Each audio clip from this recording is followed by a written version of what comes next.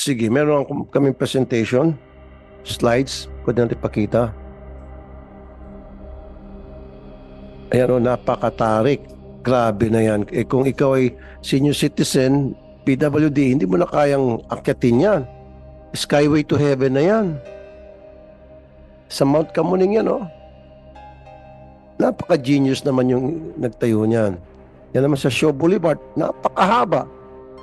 Parang pupunta ka sa Mount Everest. Oh. Sino pong may responsibility niyan, ASEC? Is that MMDA?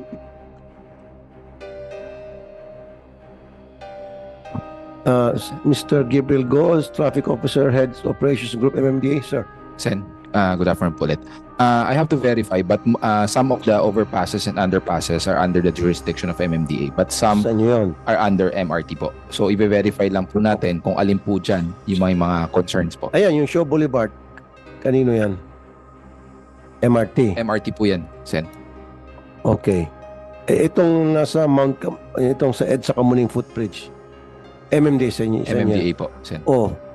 Bakit naisipan yung mag-construct ng ganong klaseng footbridge na parang ayaw nyo at padaanan?